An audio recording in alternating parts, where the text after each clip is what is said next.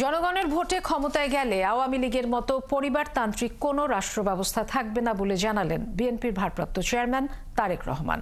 দুবারের বেশি প্রধানমন্ত্রী নয়, আর কেউ যেন স্বৈরাচার হতে না পারে সেটি নিশ্চিত করারও প্রতিশ্রুতি দেন তিনি। রাষ্ট্র সংস্কারে বিএনপির ৩১ দফা নিয়ে আয়োজিত এক সেমিনারে তিনি বলেন, সংস্কার শুধু কথায় নয়, বরং মানুষের ভাগ্যের পরিবর্তনই তার দলের লক্ষ্য। শফিকুল হকের রিপোর্ট। দেশের সংবিধান ও রাষ্ট্র ব্যবস্থার গণতান্ত্রিক সংস্কার এবং অর্থনৈতিক মুক্তির লক্ষ্যে রাষ্ট্র মেরামতে ২০২৩ সালের ১৩ জুলাই ৩১ দফা প্রস্তাবনা প্রকাশ করে বিএনপি। জানিয়ে ধারাবাহিকভাবে সমাজের নানা শ্রেণী পেশার মানুষের সাথে আলোচনা ও সেমিনারের আয়োজন করে আসছে দলটি। এরই অংশ হিসেবে এবার রাজনীতিবিদ, শিক্ষক, বুদ্ধিজীবী, সুশীল সমাজের প্রতিনিধি ও বিভিন্ন দেশের কূটনীতিকদের নিয়ে লেকশোর হোটেলে এই সেমিনার।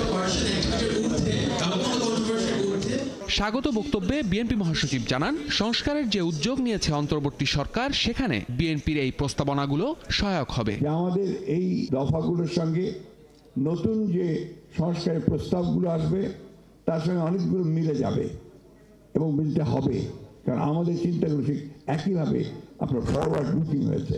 গণতন্ত্র ও মৌলিক অধিকার রক্ষায় সেমিনারে অংশ নেয়া প্রায় সবার বক্তব্যেই ছিল বিএনপি ঘোষিত ৩১ দফার সাথে ঐক্যমতের সুর। সময়ের সাথে সাথে আমরা যদি আরো কিছু প্রয়োজন হয়, আমরা যদি আরো অনেক কিছু অ্যাড করতে পারি সময়ের সাথে সাথে। তছনছকৃত রাষ্ট্র ব্যবস্থাকে যদি মেরামত করতে হয়, জাতীয় ঐক্য লাগবে। সরকার বলবে এতদিনের মধ্যে ভোট, সেই বিবেচনায় একটা রোড ম্যাপ যখন বিএনপি চায় তখন খুবই যৌক্তিক কথা বলে। বিএনপিকে অবশ্যই এই প্রতিশ্রুতিকে বাস্তবায়নের জন্য একাগ্র চিত্তে চেষ্টা করতে হবে।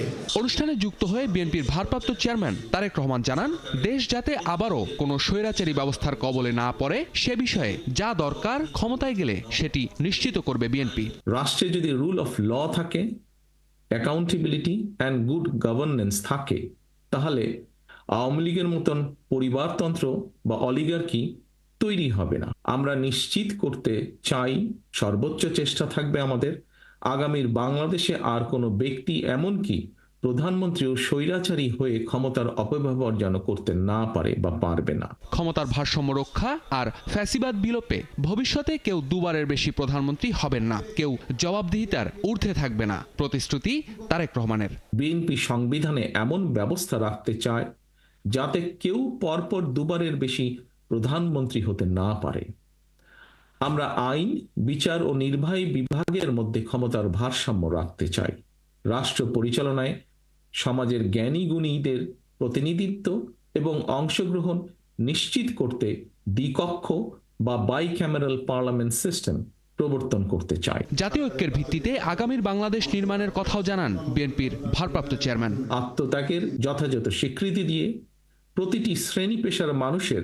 শফিকুল হক, ৭১, ঢাকা।